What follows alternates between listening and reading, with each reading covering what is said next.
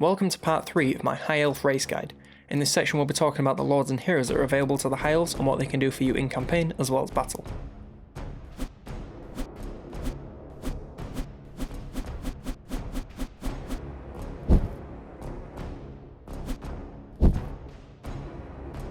As I mentioned previously, there are 4 factions of High Elves currently available to players, and they each have their own legendary lord to go with them. Which you pick will make some minor and major differences to how they play. Some of these differences have been covered in my previous videos, so check out the card if you want to see that. On to the legendary lords, and first up is Tyrion of Loremaster. I fight for the greater good. He gives the faction plus 20 relations with High Elves, minus 50% construction cost for Shrine of Cain buildings, and minus 1 recruitment duration for infantry and cavalry. He also grants minus 50% upkeep for spearmen, archers and silver helms in his army, as well as plus 3 recruit rank for Lord and Sea Guard. He has a starting units of silver helms with shields, Ithilmar chariots, and white lines of Crace. The climate preference of Lorven is frozen, savanna and island are habitable, temperate, mountain, forest and jungle are unpleasant, and wasteland, ocean, chaotic wasteland and desert are uninhabitable. In battle, Tyrion has access to 1 mount, Malhandir, and he has the abilities Foe Seeker, Stand Your Ground and Feint and Riposte. He's an armoured duelist and a melee expert, so while he is best suited for fighting against other lords and heroes one-on-one, he can also do a great job on the front line supporting his troops. Next up is Teclis, who is Tyrion's brother, and more importantly, the leader of the Order of the Loremasters. We can achieve much together. Choosing him grants the faction plus 10 relations with men and High Elves, and give plus 5 recruit rank to mages. In battle he gives plus 30 to the Winds of Magic reserves, and has the bound spell Fireball. He starts off with Sword Masters of Hoeth, a Great Eagle, and an Eagle Claw Bolt Thrower. Their preference of climate is savanna, jungle and island are habitable, frozen, mountain, magical forest and temperate are unpleasant, and wasteland, ocean, chaotic wasteland and desert are uninhabitable. In battles, Teclis only has access to the Bard of Ithilmar Steed, and is a spellcaster. He has the abilities Kindle Flame, Wild Heart, Shield of Sapphire, Greater Arcane Conduit, Potion of Chorori, and Bound Fiery Convocation. He has access to the spells Net of Amitok, Chain Lightning, Flaming Sword of Ruin, Enfeebling Flow, Flock of Doom, and Regrowth. Being a wizard, Teclis isn't amazing in combat, so it's definitely best used to support your troops with spells from the safety of the back line. Alarielle Radiant is third, and she's the leader of Alith Anar. Alarielle, the Ever Queen. Choosing her gives the faction effects of plus 2 capacity for Handmaidens and minus 75% cost for the Invocation of Isha Rite. They also get a bonus for how much Ulthuan is controlled by High Elves in the form of public order, construction costs, relations with other High Elves and income from buildings. While this is very powerful, it can also be a detriment if the island isn't totally under control. Alarielle has some bonuses of her own too, as she leaves lingering bonuses on any region she passes through, but over the course of the game she gets weaker as chaos gets stronger.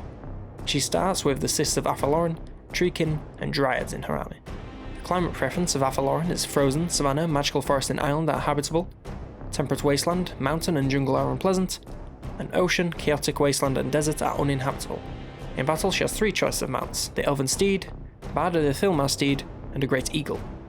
She's also a spellcaster with access to the spells Far's Protection, Banishment, Earthblood, Shield of Thorns, Tempest, and Arcane Unforging. Finally she has the abilities Life Bloom, Shield of Sapphire, Boon of Isha, and Arcane Conduit. In battle she's best used in the backline so she can support troops with spells, but she can take on some weak units in melee if it comes to it. The final legendary lord leading the final faction is Alith Anar of Nagarath. We are the legacy of Nagarath. His faction is granted minus 1 recruit time to all units in global recruitment, plus 10% campaign move range to all armies. He is also given access to unique assassination missions, which, if completed, give you gold, influence and temporary faction-wide buffs. His army is given plus 25% ambush chance and minus 50% upkeep for Shadow Walkers, and his starting army has Shadow Walkers, Spearmen and a Great Eagle. Their climate preference is wasteland and frozen are habitable, temperate, savanna, mountain, magical forest, jungle and island are unpleasant, and ocean, chaotic wasteland and desert are uninhabitable. He has no access to mounts or spells, but he does have the ability to darken the skies, slippery and mislead, as well as having good range, armor-piercing missiles and vanguard deployment. It's best to let him use all of his ammo before sending him into melee, but he should fare well no matter what you do. The High Elves have only 2 non-legendary lords, and they're pretty similar in most aspects. First is the Prince, who is an armoured and shielded melee expert with access to 4 mounts, the Elven Steed, Great Eagle, Sun Dragon, and Star Dragon. They also have the abilities Foe Seeker, Deadly Onslaught and Stand Your Ground, and are best used in the front lines of your battles to support your units in melee. Once you get their dragon mounts though, be sure to use their breath abilities before landing and getting locked in melee. The Princess is a hybrid weapons unit, who is a melee expert and an anti-infantry unit, so can be used in many ways to take out front lines. She has the same choice of mounts as the Prince, but has the abilities Loose, Foe Seeker, and Volley of High Arrows. Since she is also ranged, it's best to let her use all her ammo before getting locked in melee, as this will maximise her kills before she has to lose any health. The High Elves have a good choice of heroes without the options being too complicated to use. They also have a good selection of the magical laws to keep things interesting in battles. First up, the Handmaidens of the Everqueen. In battle, they can stimulate growth, damage buildings, wound heroes, and hinder replenishment of enemy armies. They, as well as all the other heroes, can now also increase your chance of discovering escaping undercities, which is never a bad thing. When embedded in a Lord's army, they speed up the replenishment of casualties, so are good to use in armies that are out on invasion, as they will need to replenish quickly to maintain pressure.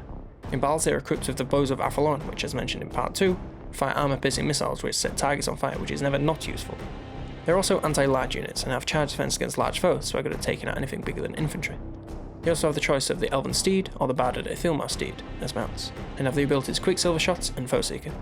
I like to keep them on the backlines in battle, have them focus down key targets from a range such as lords and heroes, or any particularly large tough units. I usually take one of them in my army, if the lord is not a ranged unit, to keep things balanced. Next up, the Loremasters of Hoeth. In campaign, they spread public order, damage walls, wound heroes, and hinder replenishment, and they provide training when embedded in a lord's army. Once their training skill has been maxed out, they're great for getting your units to elite stats in the span of a few turns without ever having seen battle. In battle, they're armoured and armour-piercing with a bonus against infantry, so are great for being in the thick of melee with some tough troops to support your army. They also have access to several spells which can help them support your troops even more.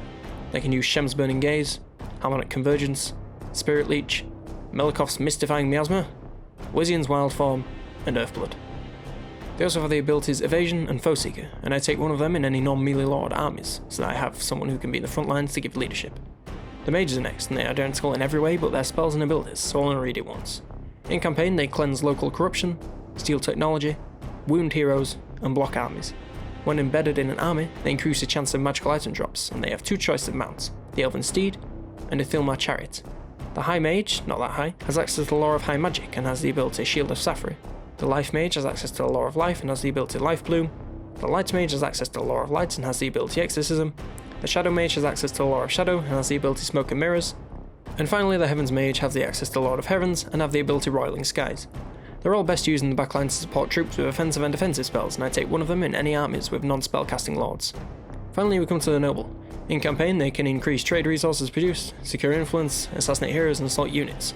In an army, they replenish troops and have free choice of mounts, Barded Ithilmar Steed, Great Eagle, and Ithilmar Chariot. They are armoured and armour-piercing, as well as being anti-large and having charge defense against large units. These attributes make them great for taking out large targets with a lot of armour, so are best used to target these. They have the abilities Foe Seeker and Deadly Onslaught, and I didn't really use them in armies, as they are better used as assassins, but they would go well with any non-melee lords to provide frontline support. Thanks for watching this section of my High Elf race guide. If you want to check out the other parts, there's a link in the card and in the description for a playlist of the series. Don't forget to vote the poll for the next race you want me to make a guide for, which is linked in the description and the comments. If you enjoyed this video at any point, please consider leaving a like, as it really does help out a lot, and if you want to see more of this type of video, maybe click that subscribe button so you stay up to date. After all, it is free. For now though, I was COLONELDAMNEDERS, and I'll see you next turn.